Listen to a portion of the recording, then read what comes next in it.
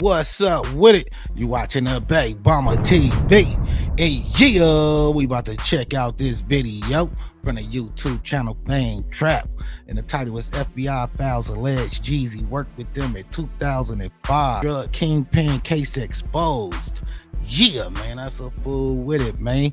I ain't gonna lie. I remember Jeezy was looking questionable when they started snatching up BMF members. And yeah, man, Jeezy was riding with BMF so hard. A lot of people assume he should have got picked up too, you know what I mean? It definitely was some whispers of him snitching or something. And the crazy thing about it, Big Meech is the one that cleared Jeezy's name. And I think that's when people stopped putting pressure on him, but he was questionable though. And yeah, now that this situation surfaced, it kind of makes sense, to be honest, you know what I mean? Man, I don't know how deep the snitching went, but it'd be crazy if he helped them with information to take BMF down. That'd be crazy, you know what I mean? But yeah, man, I haven't checked out the video. Don't completely know what they talking about, but let's check it out and see what they talking about. Was Jeezy in the paperwork? Hell yeah. Shit, I feel like that. I know some things he did, like he turned Meech's cars into the feds. I had the phone records and 2 witnesses prepared to testify for what would have been a rock-solid RICO murder case. Young Jeezy has officially been exposed, and this time it's not just rap gossip or street talk. The accusations didn't come from old rivals like Blue Da Vinci or Gucci Mane. Nah, this time it came straight from the FBI. Those quiet whispers that followed Jeezy for years about him being a snitch are now tied to 2 of the biggest, deadliest stories in his career. His wild feud with Gucci Mane and his deep connection to the legendary Black Mafia family. Back in 2005, when things between Gucci and Jeezy hit their boiling point, chaos erupted. Words turned to threats and threats turned to gunfire. By the end of the night, one man was dead, Pookie Lock, one of Jeezy's close homies. The media painted Gucci as the shooter, claiming he acted in self-defense after being ambushed at home. Gucci caught a murder charge, but it was dropped when the evidence backed his story. That moment defined Gucci's legacy. The beef, the jail time, the comeback, all rooted in that one deadly night. But here's the part few talk about. That murder made the feds start watching Jeezy instantly. Behind closed doors, they weren't just focused on Gucci, they were looking at Jeezy too. Reports later surfaced that agents believed he set the whole thing up. To them, Gucci just reacted, but Jeezy pulled the strings. They saw the hit as planned, not random, cold, calculated, enough to make the feds keep eyes on Jeezy for years. Yeah, I ain't gonna lie, man. I remember Jeezy putting a bounty on Gucci chain. Yeah, if I can recall, that was like on a live radio station for real. So if the details of that bloody feud seem blurry now, don't trip. Let's rewind the story, because right here is where everything twists in ways no one could have imagined. And the grocery store, the line like, ooh, old white lady, do you know that Gunna told you was a bitch? Like all that shit, bitch ass shit. I'm cut from a different cloth. I'm cut from the cloth that you got your information on whoever is the rat. And you got it in black and white. And you understand what went on with such case or whatever. You feel me? So, you know, when it come down to me, it's just different. Was Jeezy in the paperwork? Hell yeah. Yeah. I mean, it's public information. You can look up right now on your phone. Man testifies about Jeezy's cocaine selling. Type in your phone something like that, you're gonna see. Man, one of the who name it lights. Ralph Sims, the same that told about the limo that tried to say I told. Ralph Sims, Ralphie, told on Jeezy, told everything Jeezy ever did. Jeezy had like 12. Jeezy had more statements on him than me. I ain't gonna lie, this kind of remind me of the Wack situation with Big U, you know what I mean? Wack was all in the paperwork, but he get offended when people ask, was he questioned? Man, if you a victim in the paperwork, man, you definitely should have been questioned or something, man. For years, Jeezy has stood firm, denying every rumor thrown his way, swearing he never sent anyone to harm Gucci Mane. In every interview, on every stage, he's repeated the same line, saying he had nothing to do with that tragic night or the shooting that took Pookie Lock's life. But no matter how many times he said it, the streets never fully believed him. Gucci didn't either. The whispers never stopped, and the harder Jeezy tried to kill the story, the stronger it grew. People close to the scene whispered something was off, that not everyone was telling the whole truth. Back in 2005, Jeezy's world was spinning out of control. His homie had just died trying to hit Gucci. His rap circle was crumbling, and his heavy ties to the Black Mafia family, one of the most feared groups in the streets, were starting to backfire. When the feds dropped that massive RICO indictment, it swept up everyone linked to BMF. Bosses, drivers, enforcers, promoters, nobody was safe. They cleaned house, snatching up people left and right, but somehow Jeezy's name, nowhere to be seen. That alone raised eyebrows. Even Blue Da Vinci, who was moving side by side with Jeezy during the BMF days, got caught up, charged, and sent away. So how did Jeezy, one of the most visible names tied to the crew, just walk away untouched? To some, it didn't make sense, and to others, it made too much sense. Years later, Blue Da Vinci finally sat down with Akeem for an interview, and that's when things got real. He didn't just talk about music or old memories. He opened up about what might have been happening behind closed doors. Blue said he started to believe Jeezy had maybe cut a quiet deal with the feds, cooperating just enough to keep his own name clean and his freedom intact. I ain't gonna lie, that make too much sense, man, for real. And I ain't gonna lie, man, I think Big Meech could have just cleared his name so he have a bag. You know what I'm saying? Me personally, man, it do seem like Jeezy probably cut a deal or something, man, for real. He admitted there was no hard proof, but the timing, the silence, and how everything lined up, it painted a picture too loud to ignore. What you talking about? But no, he didn't get indicted because he did some more other shit. I feel like that. I know some things he did, like he turned Meech's cars into the feds. The same Porsche truck and that Ferrari I was talking about a while before, he had came to Miami and doing some lie detector tests about this gun case he caught one year in 2006 when I went to go meet him. We had a shootout, not against him, but some other, like when me and him start trying to talk, some other popped it off with us and we ended up having a shootout and he ended up going to jail for a gun. If anybody is familiar with that Miami case, him and Twin came back to do a polygraph test supposed to be for that shit. And the security said that Meech cars pulled up on flatbeds, nigga, into the federal building when he went and did it, when he was inside for his meeting or whatever. So I know he turned in the cars. Ain't no telling what people be doing, bro. That's all I know he did. And then he told about the gun case that was already thrown out at the state level, and then the feds picked it back up. So everybody look up Big House. You look up Big House. He was a security for Jay-Z. He was a security for Big Meech. He was also a security for Young Jeezy. Yeah, Jeezy put the people on his ass, and he'll let you know. You look him up, he talking his story, and you got all these people with these accounts of these people that's out here. Sorry, y'all, I just be the bearer of bad news because 10 years go by and people act like they ain't never heard nothing, don't know nothing. Like, hold on, the selective politics shit got to stop. I ain't gonna lie, this like the second time one of Blue Da Vinci old interviews resurfaced and it just hit different. You know what I'm saying? I think this interview a little old, man, but it definitely hitting different right now. If you really look at that BMF indictment, it's crazy how ruthless the feds were moving. They swept up everybody, top to bottom, no matter how small their role was. Drivers, promoters, assistants, girlfriends, even folks who just showed up to a party got caught and did real time. Some served 2 or 3 years for barely touching the operation. Yet somehow Jeezy, who was seen rolling with Big Meech and the BMF crew almost every day, walked away spotless, not one single charge. For anyone paying attention, that just didn't add up. For a long time, the only ones pushing that story were Blue Da Vinci and a few old BMF soldiers who'd been there since day one. But whenever they spoke up, people brushed it off like hate. They said Blue was bitter, jealous, or trying to drag Jeezy down because Jeezy's career blew up while theirs fell apart. The industry treated it like gossip, not facts. But Blue didn't back down. He kept talking, dropping more details that started sounding less like rumors and more like receipts, especially when he revealed how that tension crept into the music game. Blue shared one story that really stung. He said he and Jeezy had teamed up for a track, a comeback record meant to bring Blue back after all the BMF drama. Everything was lined up. The song was done, radio promos ready, timing perfect. But once it hit the airwaves, it vanished overnight. No warning, no reason, just gone. Blue later found out why. Jeezy never signed the clearance papers that let the track stay on rotation. Without that signature, stations had to pull it instantly. Blue was blindsided, embarrassed even. After everything they'd survived, he thought Jeezy would have his back. Instead, it looked like Jeezy shut it down on purpose.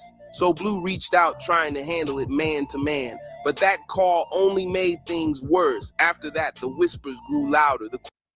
I ain't gonna lie. It's crazy how Big Meech cleared Jeezy name, but he called Blue Da Vinci a rat, though. Jeezy was really talking, man. That might mean Big Meech just a bad judge of character, for real. Questions got messier, and the streets started buzzing again about what Jeezy might really be hiding behind all those clean records and polished interviews. And I pushed the record out. It was on Koch. It was getting promoted and all the shit. It was getting promoted correctly. All the numbers was right. I was like 300 and some spins a week on my BDS at the time. And I got a call from my team. It was like, bro, they talking about, it was like a Tuesday. I think it was a Tuesday, if I am mistaken. I was on the road on my tour bus, and I got a call from my team, and they said that on Thursday, in 2 days, they gonna pull the record from radio if they don't get Jeezy and CTE signature. They wasn't signed off for the record. So I like, what? I'm like, all right, hold on, bro. Let me call this and blah, blah, blah. So I called it. And this wasn't the first time I called them about that. It was already mentioned before they dropped the shit. So they dropped it, and we still didn't have the signatures. And I think it was dropped on good faith that we was going to get the signatures from Alan Grunblatt at Koch. They got the shit. They worked it out with Clear Channel or whatever. So, you know what I'm saying? So the record could stay up there, and they was telling them they gonna have the paperwork, however it went. But them motherfuckers, I called Jeezy. He swear up and down to God in heaven. He signed off and all this shit. But I had my signature, then my signature for BMF Entertainment as the owner. Then we had Alan Nim's signature from Koch. Then we had John Jackson, which is a fabulous name as an individual, fabulous, the artist. Then we had Skane and Clue for Desert Storm was signed off. I had those signatures. I saw them with my eyes. Then I think I had, at this time, was Jay Brown's signature from Def Jam. He was the vice president of Def Jam at that time. I believe his signature was on my record for Def Jam. Blue Da Vinci. Man, that's crazy, man. It seemed like he was in position for a big deal, man. And I ain't gonna lie, like personally, man, I have heard a few Blue Da Vinci songs, but I never heard a good Blue Da Vinci song, though. You know what I mean? But yeah, man, I think it could be a possibility with all those features and everything, man. They could have carried things down a little bit, you know what I'm saying? Especially with Gucci on the track in 2005. You know, back then, that was the real Gucci, you know what I mean? You know, the new Gucci ain't the same dude, man, for real, though. But yeah, man, it seemed like he got blocked on a major level, though, man, for real. He eventually got fed up with the back and forth. He'd been calling Jeezy nonstop, trying to handle things the right way, but Jeezy kept dodging him, always with excuses or delays. Blue couldn't wrap his head around why Jeezy wouldn't just clear the record and make things right. Finally, Blue snapped and said straight up, "I'm pulling up on you." So he did. And that's when everything went left. When Blue pulled up to confront Jeezy face to face, things got heated fast. What started as a tense conversation turned into a full-blown altercation, and before anyone knew it, shots rang out. The whole thing spiraled out of control. They never even got to finish talking or squash the issue. Jeezy ended up taking a polygraph test to prove he wasn't the one who fired the gun, and he had to fight a whole case just to clear his name. It was chaos from start to finish. After that situation, Blue Da Vinci said he finally connected the dots. He came to the conclusion that Jeezy must have been cooperating with the feds, and that's why his hands were tied.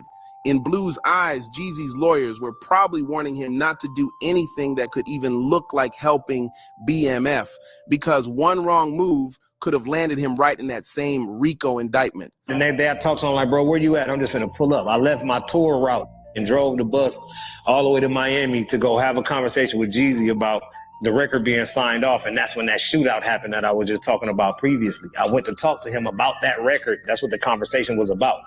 I was coming to meet him and confront him about the shit with all of this shit with me. And as soon as we start talking, Tula was walking down the street with dreads, and they're like, "Oh shit, there go Jeezy, dog." And they're like, "Oh, and Blue, that's Jeezy and Blue, nigga, that's BMF right there, nigga.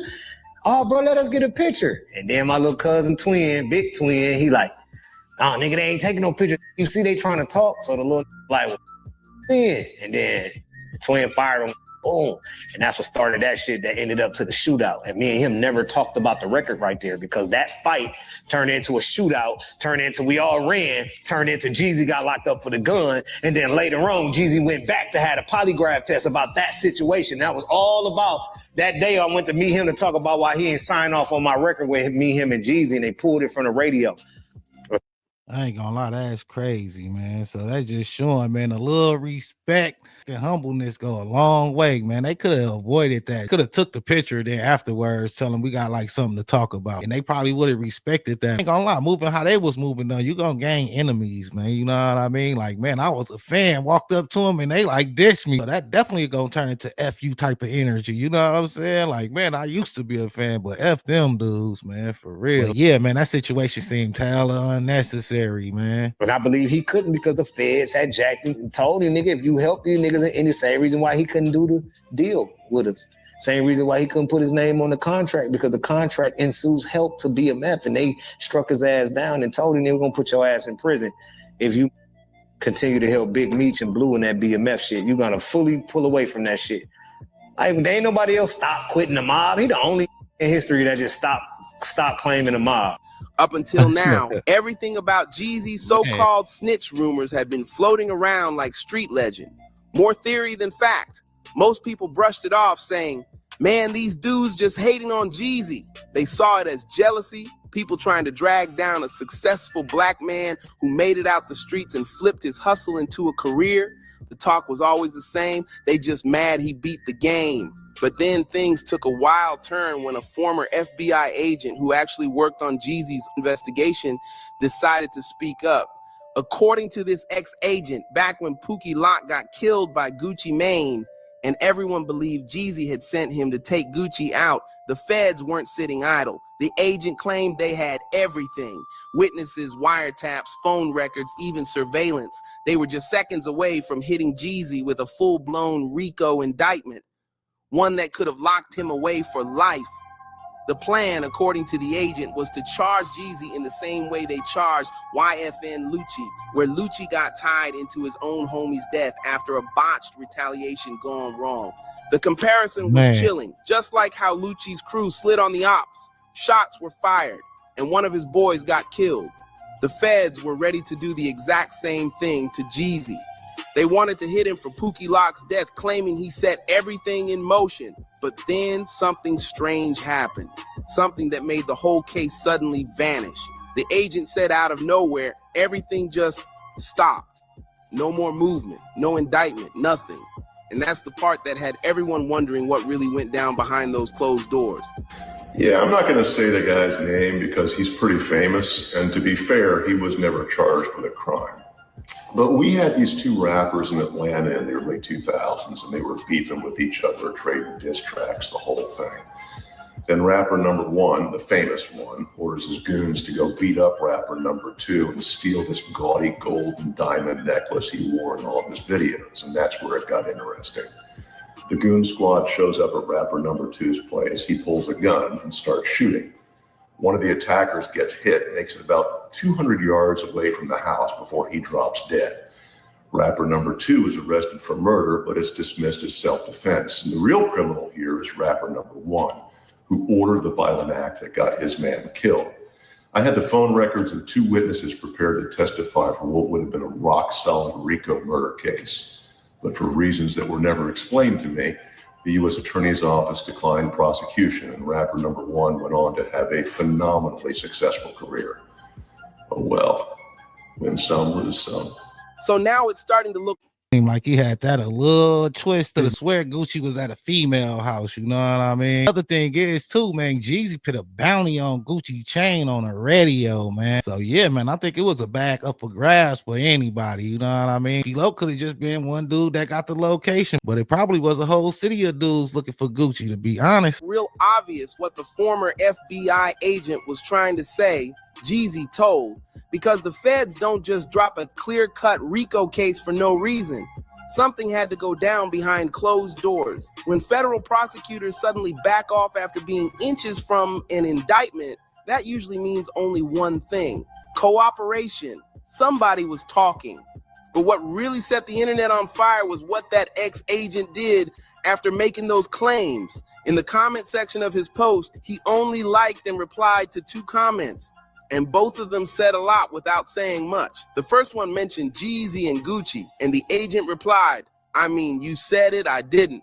That alone had people losing their minds. The second comment took things even further. Someone wrote, "So Jeezy cooperated with the feds on Meech, and that's why he got a pass?" And the agent liked it too. Not only did he like it, but he responded with interesting theory, playing it cool, but clearly hinting that the story might be real. He didn't deny it. He didn't correct it. He just let that comment sit there, confirming everything without having to say a single direct word. So now it all makes sense. Now we know why Jeezy never got hit when BMF was wiped out. Back when everybody tied to that crew got charged, from the bosses to the drivers to the promoters, somehow Jeezy was untouched. Literally anyone calling themselves BMF ended up in cuffs, except him.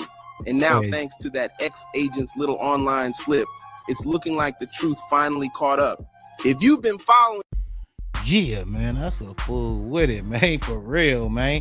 I ain't gonna lie, man. Jeezy must have made somebody real mad, man. Yeah, man, he about to reap the consequences for real, though. And it's crazy for somebody from the FBI to be the one doing the exposing, you know what I mean? Yeah, man, I think it's gonna be a lot more to come with this situation, man, for real. Yeah, man, it is very questionable, though, man, that Jeezy ain't go down when everybody else went down, man, and he was real tight with BMF, man. And it seemed like he disappeared right before they hit, man. Yeah, man, he was questionable all the way back then, but for some reason, Big Meech did clear his name, though, man. Yeah, man, it's a possibility that Jeezy looking out for Big Meech on the low right now, man. We don't know, you know what I'm saying? Somebody clear your name and pay a little change, man. That's how these rappers be doing it nowadays anyway, man. But yeah, man, let me know what y'all think in the comments. Like, share, and subscribe. You watching the Babe Bomber TV. Thanks for watching. Thanks for supporting. Until next time. All right.